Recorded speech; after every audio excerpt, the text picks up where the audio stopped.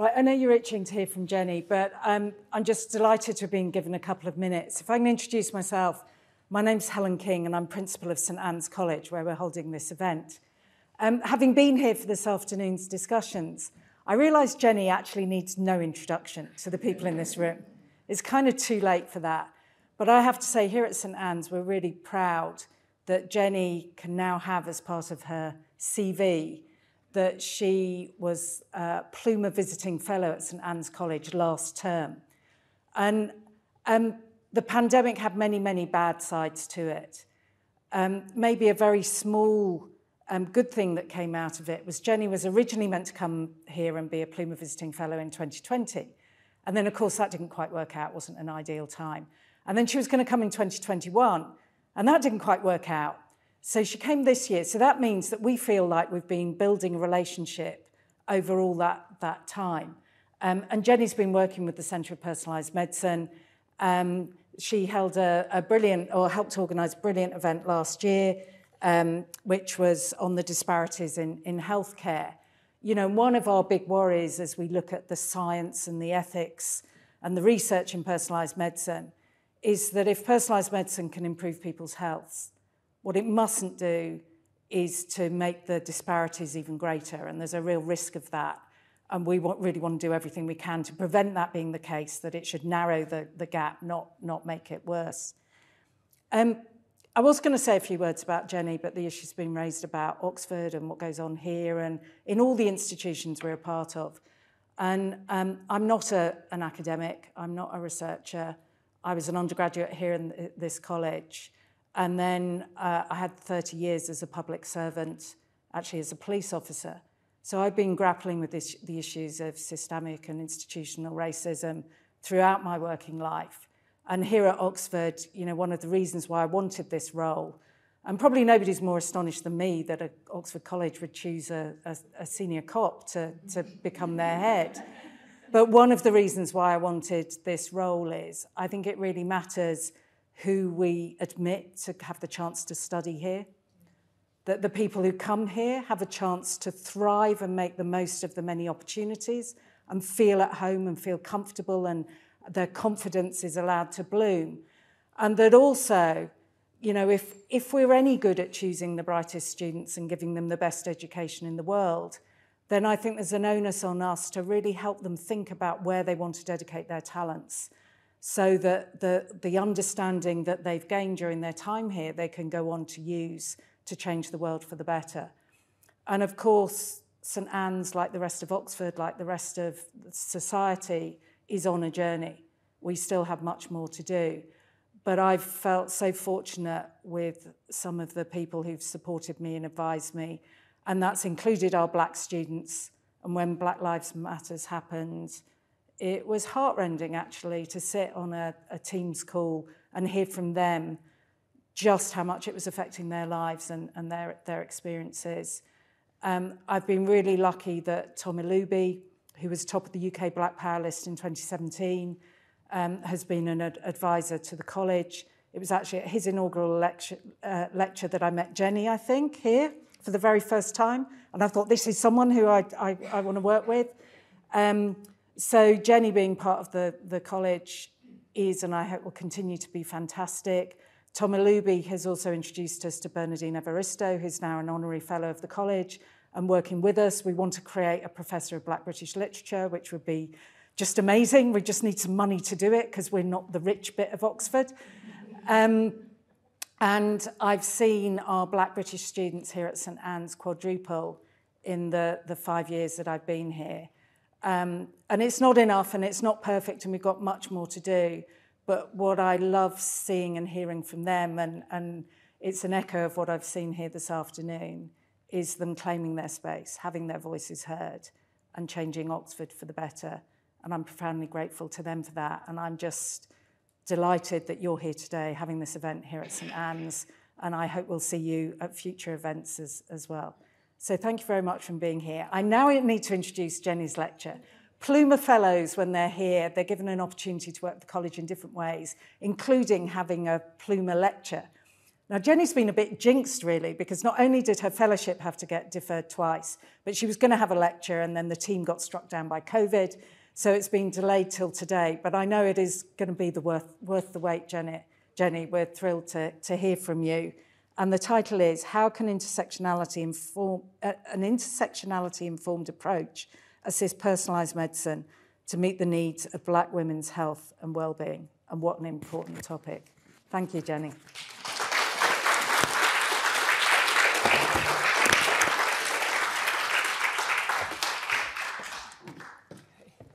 Good afternoon, everybody, and thank you very much for all being here. And there's not much pressure, but I've got friends, colleagues, relatives here, and I hope that the lecture will be what you expect.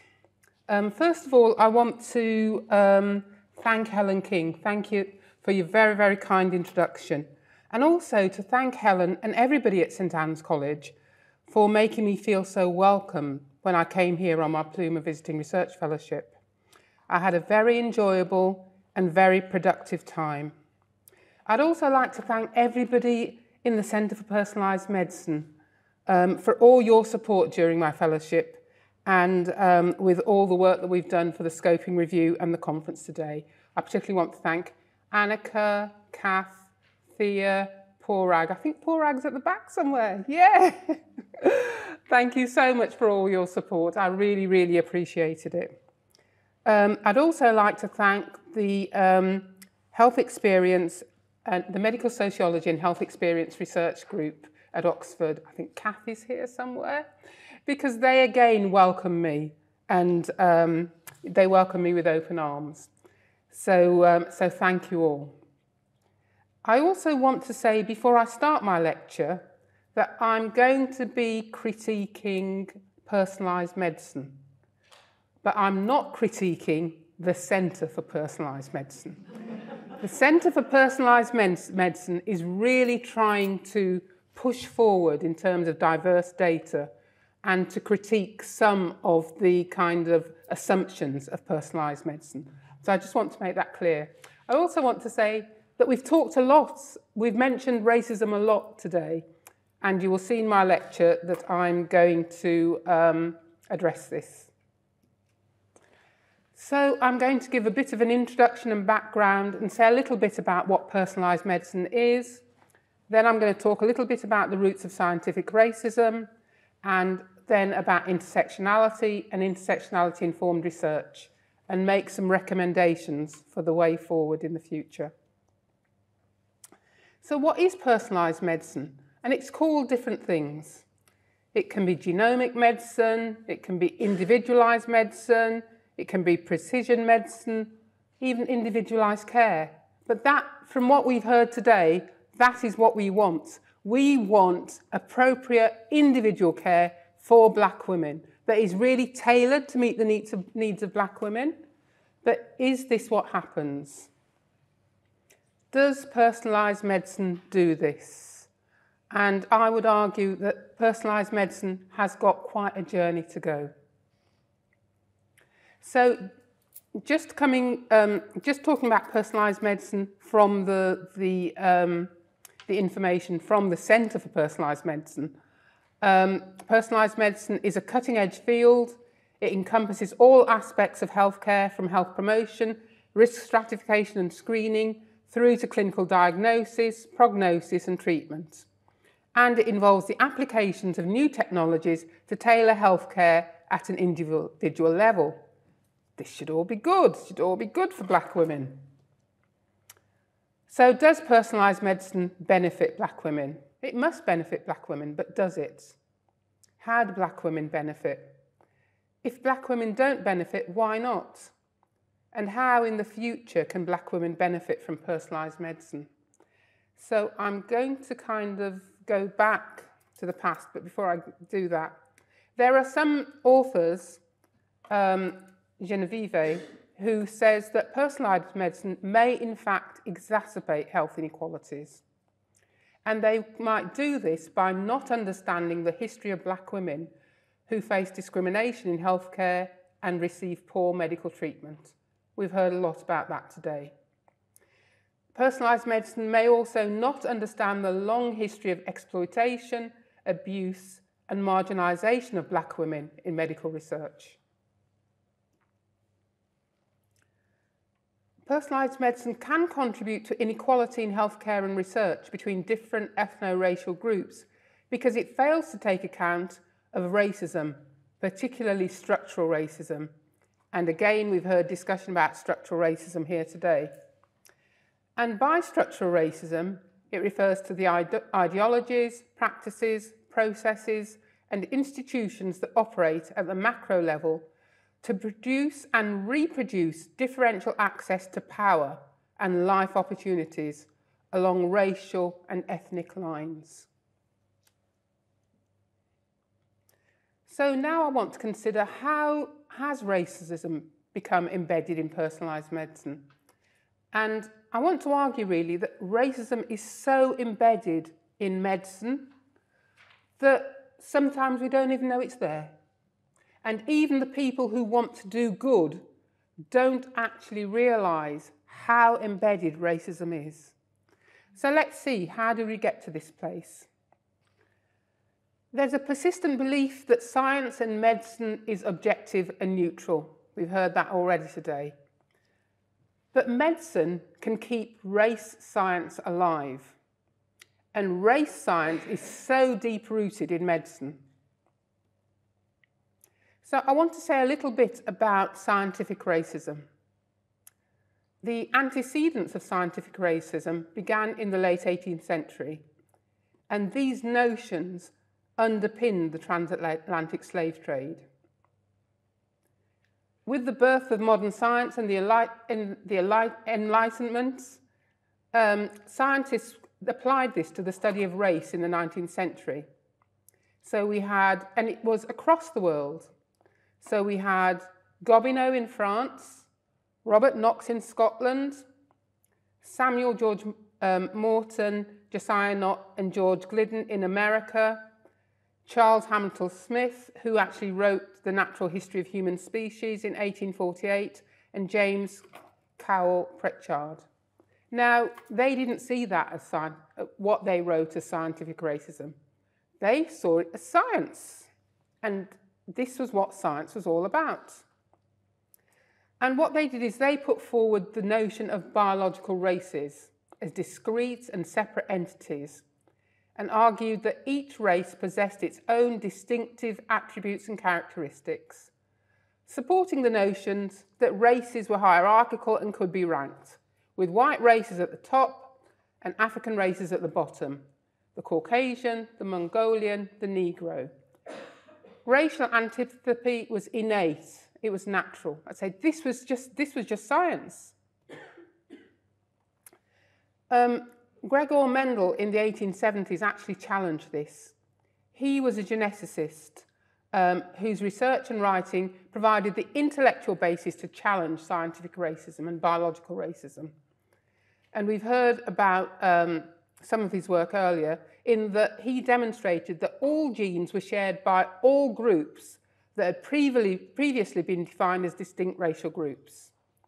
And he determined that there was greater variation within so-called races than between them. So there was no basis for the separation of race. This completely undermined and dismantled the validity of scientific racism.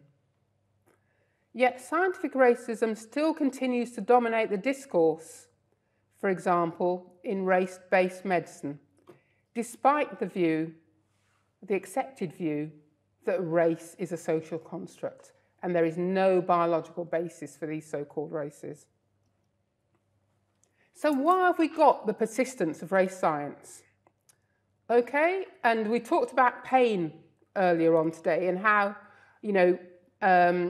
clinicians, practitioners don't think, or they think that black people do not feel pain, or, we only feel a very small amount of pain. So where has this come from? So Dr. Thomas Hamilton in the 1820s and 1830s actually conducted excruciatingly painful medical experiments on an enslaved man called John Brown. And his aim was to prove that black skin was thicker than white skin. A British doctor wrote in 1787 in a manual that what would be the cause of insupportable pain to a white man, a Negro would almost disregard. So these are the roots of racism, and these are where the thoughts about our inability to feel pain actually comes from. And it is perpetuated through medical science today. James Marion Sims, who's called the father of modern gynecology, between 1830s and the 1850s, performed experiments on enslaved black women without any anaesthesia, again because of the assumption that black people did not feel pain. It's very helpful to read the book called Medical Apartheid by Harriet A. Washington. And what this book does is chronicles the long history of medical experimentation, discrimination, and abuse of black Americans from slavery to the present, including numerous experiments without any anaesthesia, as it was believed that black people did not feel pain in the same way as white people. Black people were perceived to have thicker skins and heavier bones. We were perceived to be impervious to pain, and apparently had weaker lungs that could be strengthened through hard work. Therefore, slavery actually didn't just benefit white people, it benefited us because it made our lungs a bit stronger.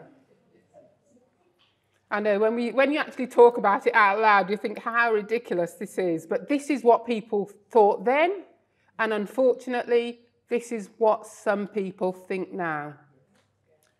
We have the case of Henrietta Lacks, who died from cervical cancer, and her cells were taken without consent to develop a cell line that has been used for research up until now into cancer, age, gene mapping, and many other applications. Her family were not consulted, and her family to this day have not received any financial benefits from the commercial use of her cells. Then we have the Tuskegee experiments, where black men in an area of the state, Tuskegee, were infected with syphilis to chart the cause of the disease. And rather than being given a drug to cure it, as they were told, they were actually given syphilis. And it was a clinical study that was conducted between 1932 to 1972. So it's not even so far in the past. They stopped in 1972. And this is why, a lot of black people are actually quite critical of research and, have got mistrust of research. And it was only in 1997 that Clinton, when he was president, formally apologised to victims of the study. And the study used community development. It used black practitioners, the black nurse in particular, to recruit people to this study. So, no wonder people are distrustful. So we think, well, by 2005, race science has kind of stopped. But race science still persists today in the pharmaceutical industry. So in June 2005, the US Food and Drug Administration approved the first pharmaceutical indicated for a specific race, Bidal. And Bidal is still used today. It's a combination drug that relaxes blood vessels as an important treatment for heart failure in only African Americans. Now, we know how diverse African Americans are, and yet here we have race science rearing its head again, that we have a drug that is only suitable for African Americans. And Professor Dorothy Roberts, in Fatal Invention, and it's very much worth reading her book, says about this: by claiming that race, a political grouping, is important to the marketing of drugs and that race-based drugs can reduce health disparities, which are caused primarily by social inequality, those who promote racialized medicine have made it a political issue. So this race-based medicine is based on the assumption that there is a biological basis to race, whereas we know, and as we continue to argue, that race is a social and political construct. In terms of the UK, many of you, well, some of you in the audience may have been involved in the 1970s in the campaign against Depo-Provera. Depo-Provera was an injectable contraceptive developed by Upjohn, and actually the clinical trials were in Jamaica. And in the 1970s and 80s, Depo-Provera was given to black and minority ethnic women and white working class women without their consent. And it was based on the notion that certain groups of people should not be reproducing. And, you know, so here we have, even in the 70s, this kind of race science. Oh, but of course, it must be over now. People must have stopped kind of race science.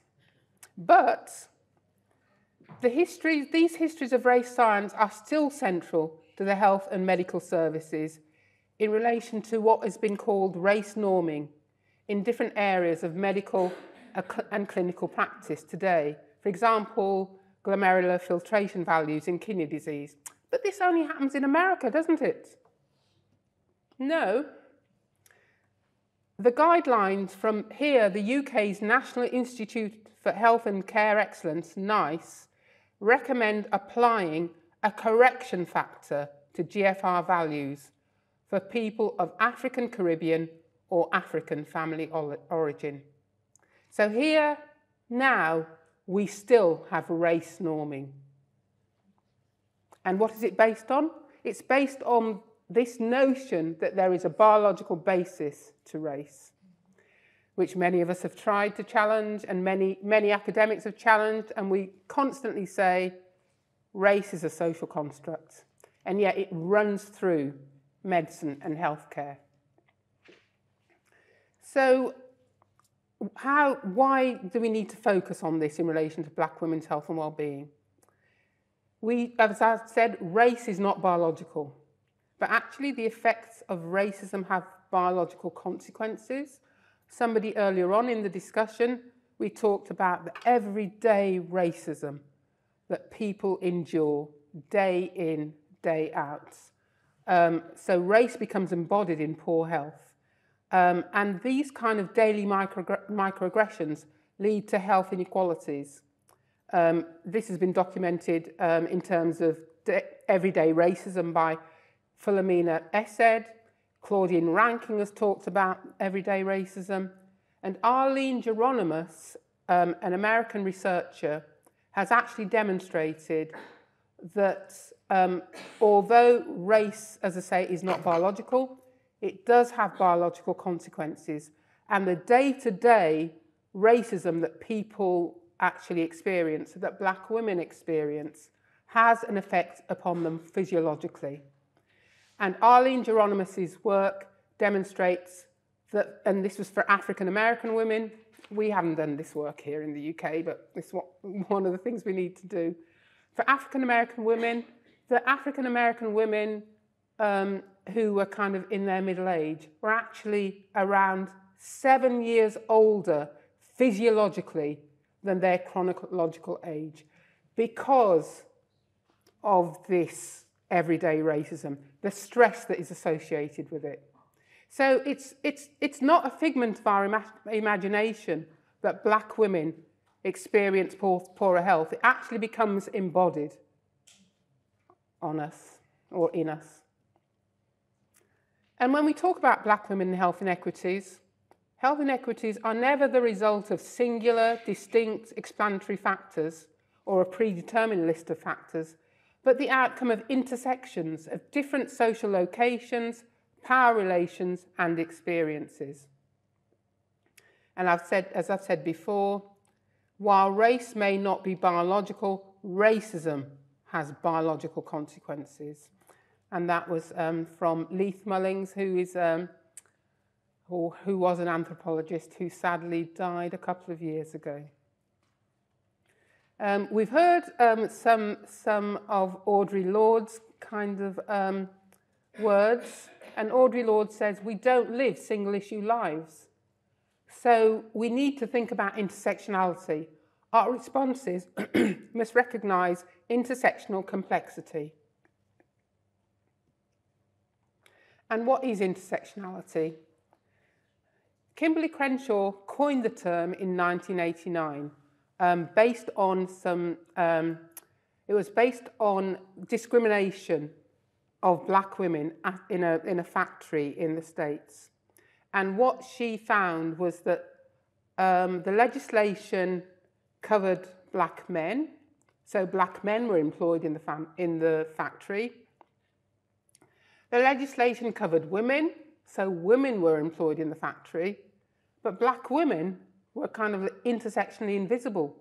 So they weren't employed in this factory, and that is where Kimberly Crenshaw started to theorise these forms of discrimination. But in fact, Kimberly Crenshaw built on a tradition of black feminist scholarship from Angela Davis, Patricia Hill Collins, Leith Mullings, and in fact, the concept dates back to Sojourner Truth in 1831. And it's based on black feminist epistemology. And the black feminist epistemology, black feminism, is concerned with power relations, racialized boundaries, and the lived realities of black women. It grew out to some extent of second wave feminism, which privileged gender but did not give significance to race or ethnicity. And black feminist researchers critiqued white feminists for ignoring the intersections between race, class, and gender. As I said, Kimberly Crenshaw coined the term, and the concept is regularly used to describe the ways that societal privilege and oppression is complicated by the different parts of our identity that are marginalised or privileged in society. So the key tenets of intersectionality are that human lives cannot be reduced to single categories. So we can't reduce them to race or class or gender. That the salience of any category or social location can't be predetermined. That these categories are not sort of coherent categories, but they're actually quite fluid in their meaning. And we're discussing that fluidity a lot more nowadays. And that multi-level analysis that link individual experiences to broader structures and systems across time and space are key to understanding power. So the thing about intersectionality is that race, if I use race, gender, and class, they intersect and they change things. So that when gender becomes racialized, it becomes something different. And that is what we have to try and understand. That is what we need to try and include in our research when we actually try to undertake intersectionality-informed research. So, why do we need to focus on black women's health and well-being? And I'm repeating something that I said this morning, but black women's health has been ignored for too long. And we talked a little bit about, what categories, what should we use? Should we use black, Asian, and minority ethnic? And one of the problems when I looked at the research on minoritized groups and health inequalities is that even where we have research on other minoritized groups and other groups of colour, black women fell off the agenda. And that's why we have to put black women on the agenda and to do that, in a significant way, because otherwise our health needs will not be met. We've seen that black women have been invisibilised in many health studies. And we heard from 5 times more that one of the excuses that people have is that, we can't find any black women for our research.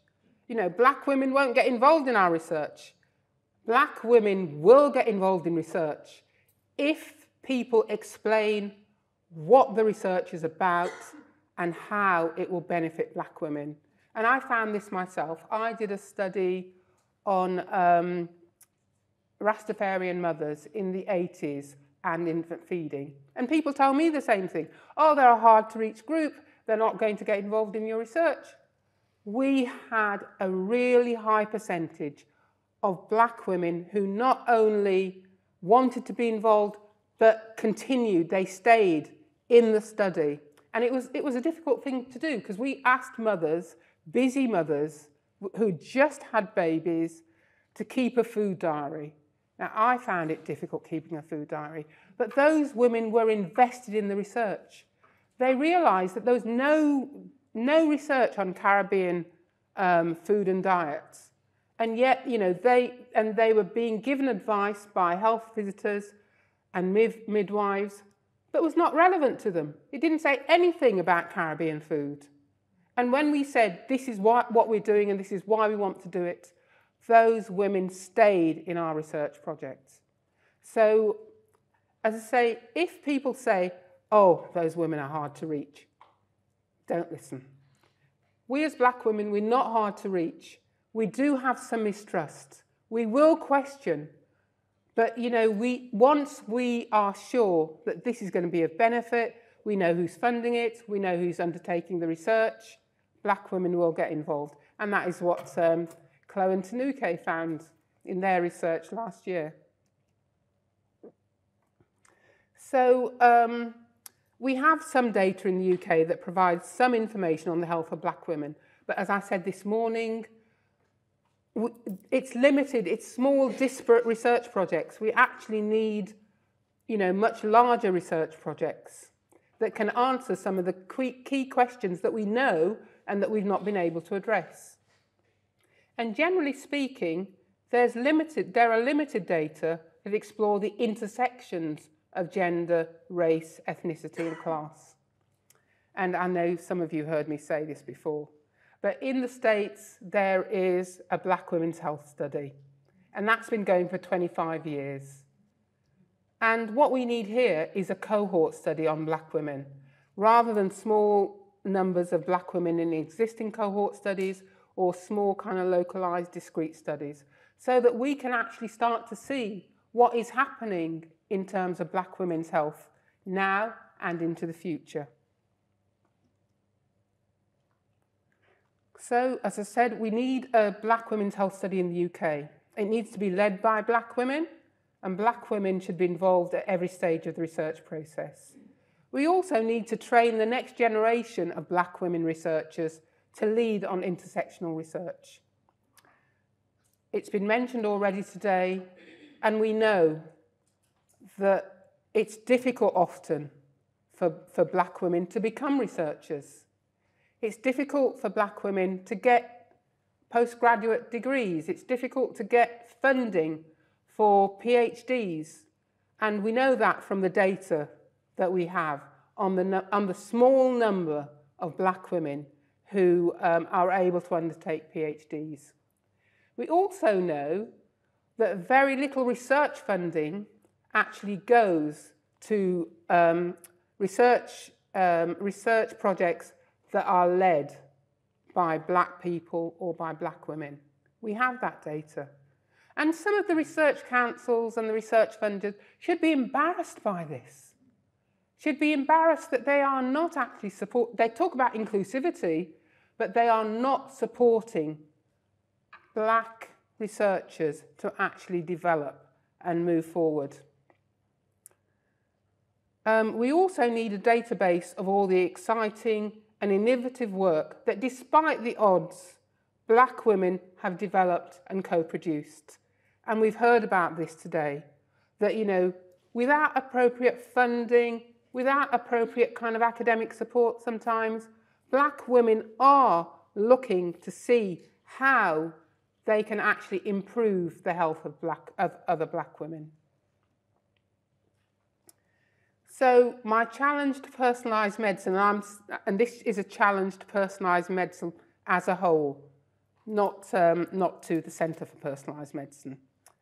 is to develop anti-racist and intersectional research studies.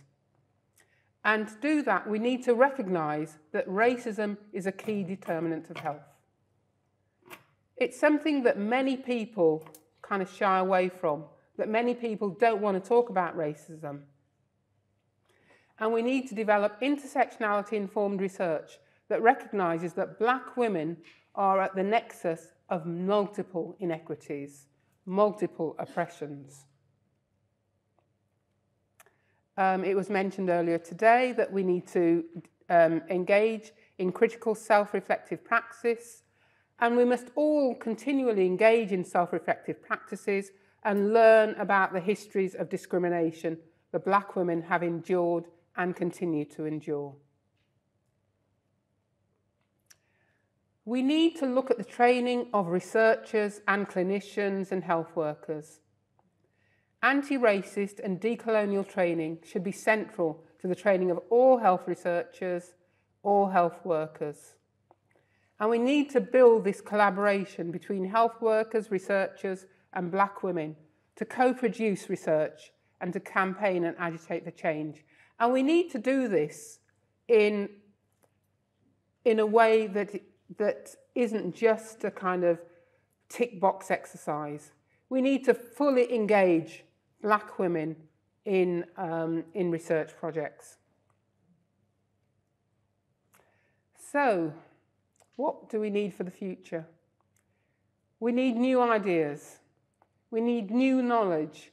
And part of that new knowledge is to recognise the knowledge that black women have and to recognise black women as knowledge producers. We need to build new alliances to challenge racism and discrimination, to ensure that personalised medicine can ensure that black women are well served, so that in 10 years' time, well, it won't be me standing here in 10 years' time, but in 10 years' time, we're not saying the same thing. We all saw, and everybody said, that with George Floyd, people suddenly woke up and started to talk about racism. And let us hope that that George Floyd moment is not over, and that actually we need a movement to continue to this process to make sure that we actually improve the health and well-being of black women. Thank you very much for listening to me. We have a Black Women's Health and Wellbeing Research Network. Please Google it and join. And thank you.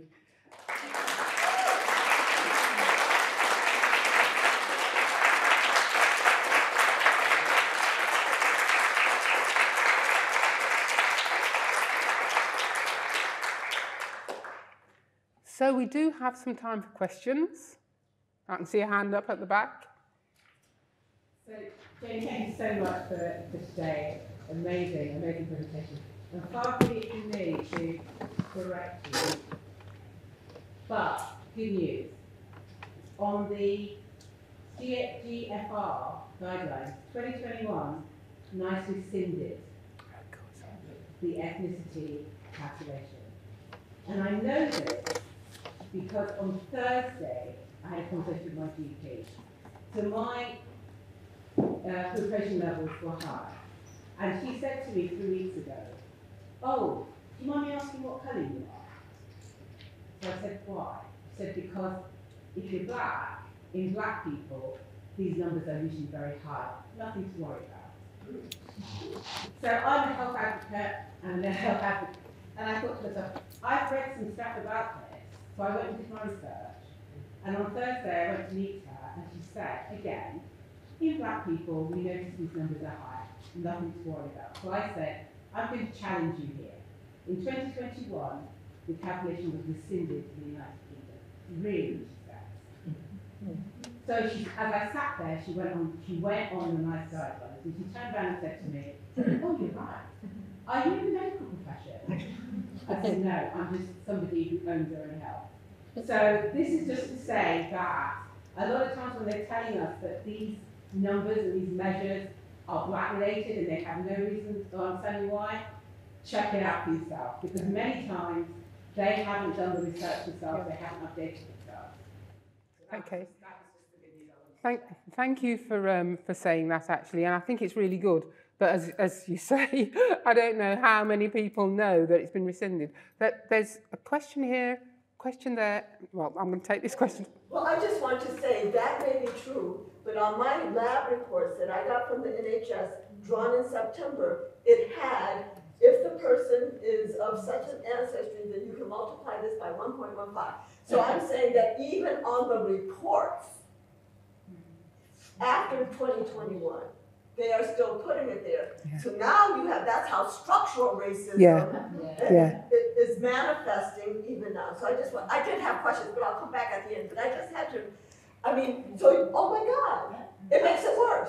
But this is what I'm saying about, don't just take it for granted that that's a fact.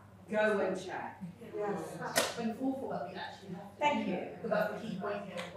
Why should we, as black women, have to go in? Yeah. You know, I don't have a 5-6 year medical degree. I didn't choose to do medicine. Why I'm thinking I'm going to trust my GP or my healthcare professional, and I'm having to check. How would I know what to check? Even then, regarding which women would know what to check and what not to check. Okay. And this is why you've got the mistrust. The mistrust. Absolutely. You've got that foundation to rely on their centralised Absolutely. health and well-being. Yeah, that's right. There's a question from Kathy, and then I'll come back to you.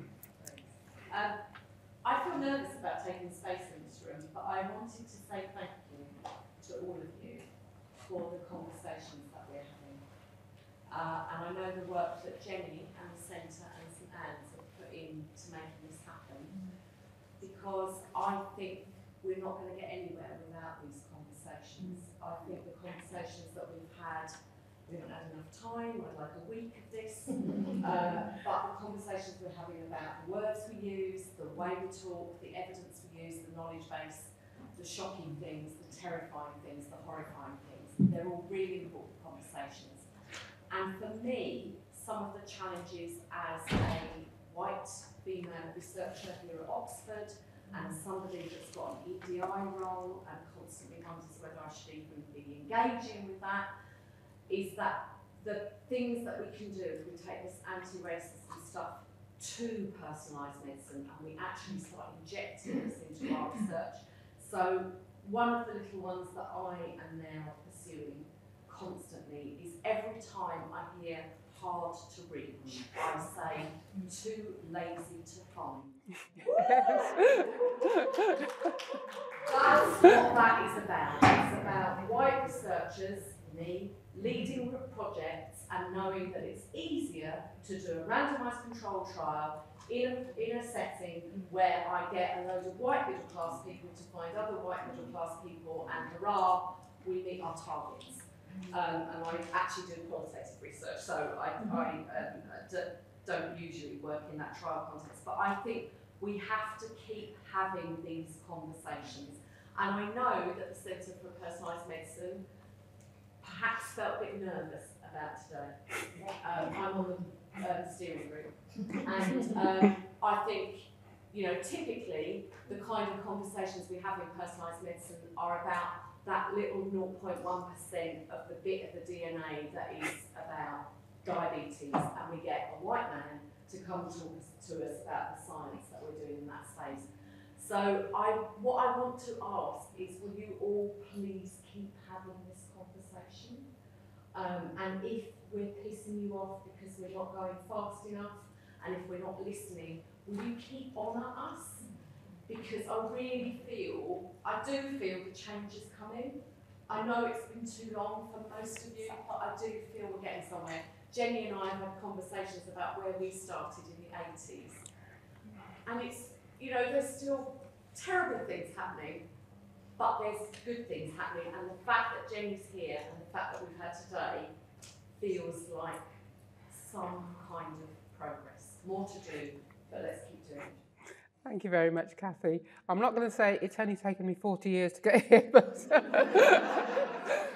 you know, we're here.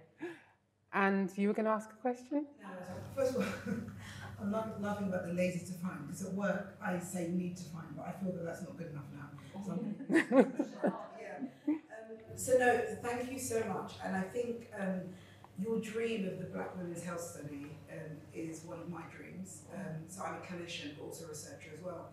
And it's much needed. And my question is, and I suppose it's to everyone, how do we do it? Yeah. And I think for me, just being here today has been fantastic. And it's thinking, how do we come together to say this is going to be done, and putting it out to the funders and not just getting a mediocre amount of money, that we do it on a shoestring, that we do it respectfully. So just a reflection.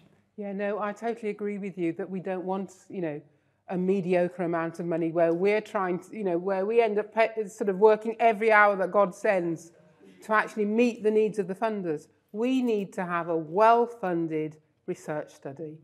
And I don't know, perhaps the time for those conversations is coming, because Wellbeing, for example, I don't know whether you saw, because they had an anti-racist statement. And then this year, they put out a statement about how they hadn't met their anti-racist statement. So, I mean, it's quite interesting that, different funding organisations, I don't know whether they're being shamed into it, but I think it's because people are more vocal, and we do have the data to say, these are the people you've given the research funding to. And it's the same people, it's the same institutions. I think, like the women's health strategy and their recruitment was appalling, as was mentioned earlier. And I think that's something that we should leverage together and say, we can do it better at a higher calibre. I'll stop talking. Yeah, thank you. I just wanted to a question. When I studied medicine, not that long ago actually, the curriculum didn't cover a lot of this. And medicine is fairly dogmatic. It's neither an art or a science. That we like to look back and see what's gone on before. I'm interested in undergraduate medical training, and I've actually recently just got a role teaching medical students. And I'm just interested to think what would be the priority, because they're the future. My colleagues, the professors that I work with, even myself, I'm probably ingrained. I have a certain way of thinking already. We probably need to be catching Gen Z and thinking about what's exciting them, and they are actually more activists anyway in their makeup and in their mentality. I hesitate though, because a lot of these things are just seen as another lecture and a busy module about inequality. And in this university, the students are very privileged, they're bright, they come from backgrounds, and they may not appreciate their patient population. I see that as a challenge, but one I'm hoping to work on. But I'd be interested, I'm always interested in hearing people's ideas. What would you, if you had the Oxford medical students in front of you, what would you say to them? Well, I would like to see a kind of anti-racist and intersectional thread throughout medical training. So it's not just an odd lecture here or an odd lecture there, often delivered by somebody like myself, that it runs right through from the start of medical training. And I work at the Open University. We have a module on public health, which is a level 3 module, and that is what we have just done. We have just made sure that anti-racism and intersectionality runs through the module, so that it's kind of not something that students can avoid. If you have these odd lectures here and there, then the students might think, I've got so much that I've got to do at the moment. I can't go to a lecture on anti-racism.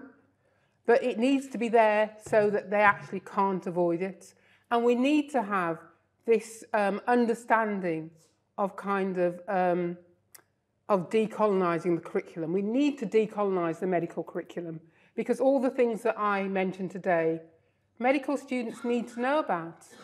Because, they still have this notion, and there was some research done, I can't remember who did it, that in fact, black people do have different levels, different pain thresholds, and that black people don't feel pain in the same way, and that black people have thicker skin.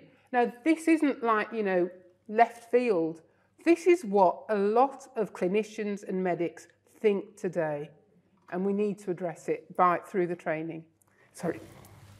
Sorry, so my questions following on from yours, which I think is a great question. Just sitting here today, amazing presentations, thank you everybody. But I see a common thread, and I think there's an opportunity for us to learn from huge successes, because you've been in the space for a long time. I don't want to be having the same Tanike and Chloe, for example, have taken on an issue, part of the overall issue, and what they seem to have done from my perspective is leverage this energy, impact that maybe some younger people have. Because I sit down in my office and I get myself very overwhelmed and bogged down in academia, whereas actually they're out there doing the do. They're being activists, they're leveraging social media, they're harnessing the power. Because when we talked about things like legal aspects, for example, I think people just don't know. A lot of people don't know. So going forward, how can we work together, leverage some impact, you follow the likes of Chloe and Tanike and say, look, this is a really big issue, because I don't think that will address a lot, but doing it by ourselves is just... I absolutely agree with you. Part of my conceptualisation about today was to bring together different aspects who've been working in different ways. Some of those of us who've been working for a longer time, and those of us who have been working more recently. Because I think also, as black women, we need to have these intergenerational conversations, and we need to look at how we can all work together. Because I've been fascinated, and Chloe and Tanike know that I love them, and I love the work that they have done, and how they have actually changed services, you know, for black women. And we need to do that for a whole range of services. And, you know, what we need is an organisation where a lot of people can play a role. As you say, we can all get together so that we're not all working on our own. And, you know, that's something that I would like to see, you know, come out of an event like this. Yeah. When you were talking about race science, when I first came here 4 months ago from the US, and I was just signing up for a little city lit course, and I was at the field where you ask about your, you know, race, ethnicity, and I looked at that, and I said, these are not listed alphabetically. These are not even listed. They're not. I said, these are not even listed by percent in the population. No. If you go back and look at it, it is a hierarchy of It is. evaluation. It is. It is. And I was like, how can this stand? Because every time somebody fills out a thing, they're getting reinforced Yeah. with a hierarchy Yeah. of valuation. Yeah. Even white, you know, English, Scot, and Northern Irish above white Irish. I was like, these people are shameless.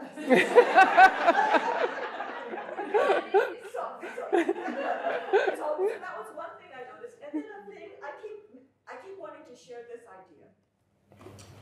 So if we want to understand the impacts of racism on health, we have to think about what race is.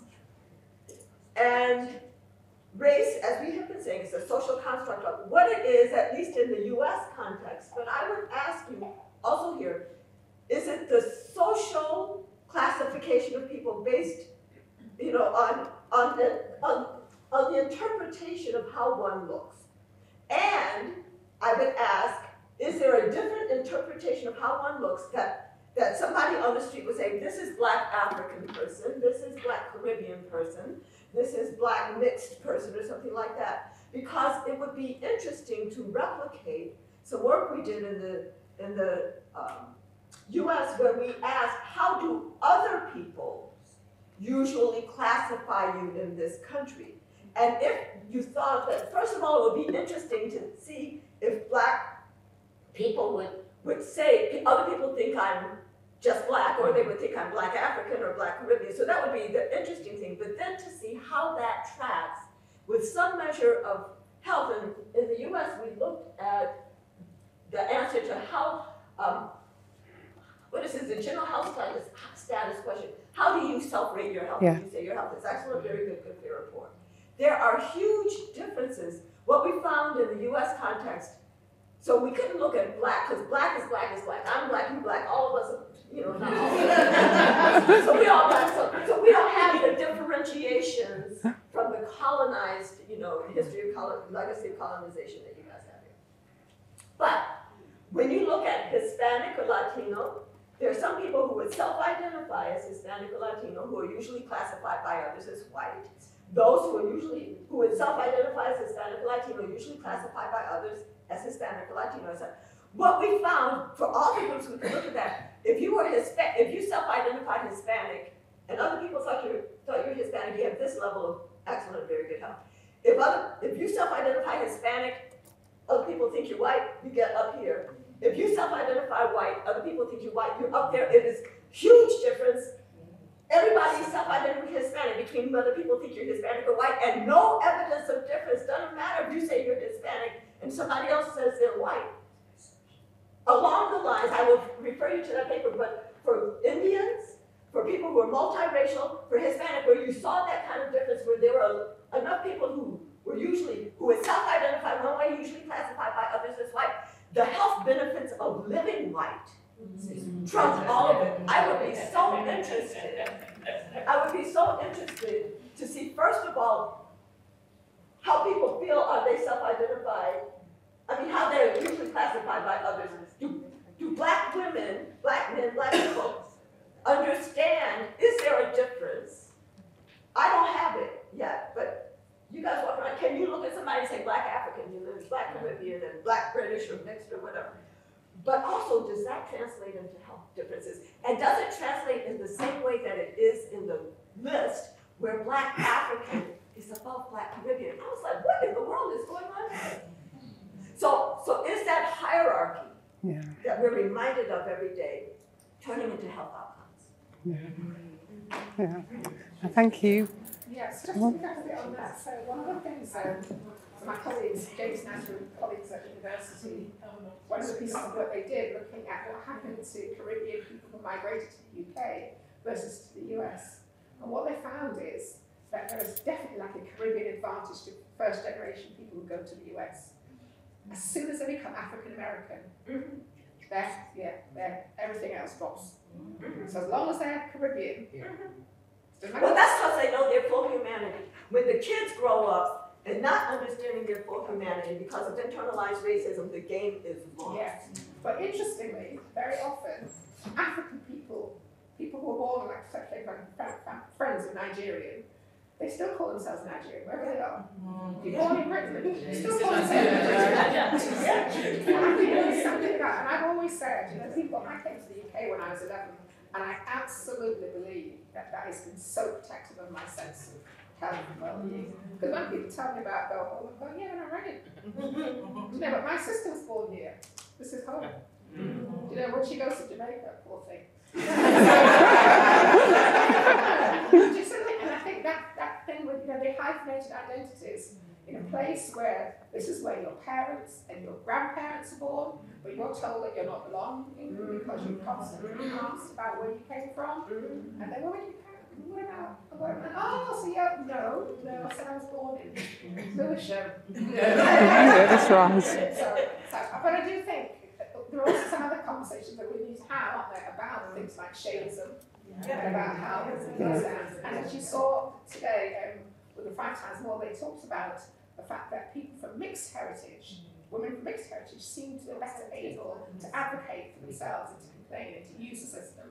So there are those social, but just to finish off about that social construction of race, there's some really, really interesting papers. There's a paper called How the Jews Became White. So when I came to the UK, Jewish people were not white. Spanish people were not white. Italian people were not white. They were called some pretty horrible names that got alongside the names they called people like myself. But over time, it's become expedient for those people to come under the white umbrella. So it's fascinating to me that I can go to Spain or Italy and see people with darker skins and members of my biological family who call themselves white, and my nearly blonde-haired, green-eyed family members are still black. So we know that. So if you didn't know before, it was a social construction. I go to Spain or Italy and I'm like, oh, how do you like that? Okay, thanks very much, Dawn. We're at 4:31, and I know that we'd like to continue this conversation, and I hope that we will continue it in some form. I just wanted to say it's funny actually, because this whole thing about the social construction of your kind of identity, I use different terms depending where I am. Because there's no point in me saying I'm African Caribbean when I go to Jamaica. But but what I started to do, and I think I've started to do it intentionally, is to actually claim the fact that I'm Black British. Because it's almost an oxymoron that you can't be Black and be British. So now I've decided to say, you know, when people ask me, I'm Black British, because I was born here, I'm Black British. I do get the response, oh, we didn't know that people as old as you were born here. But, but yeah. So anyhow, thank you. Thank you all for coming. Thank you all for the really kind of interesting conversations and dialogue. And I hope that we can build on this. Oh, gosh, I keep forgetting I'm attached to this thing. We can build on this and take it forward in the future. And once again, I'd like to thank the Centre for Personalised Medicine. Kathy, I did get the sense that they were a little bit worried about this. And I'm so pleased because it is hard pushing forward in a slightly different direction in terms of, you know, taking on, you know, an anti-racist and an intersectional approach to personalised medicine work. So I really appreciate all the support that I've had for the Centre for Personalised Medicine. And I must actually say thank you to Kathy, particularly Catherine, who has tirelessly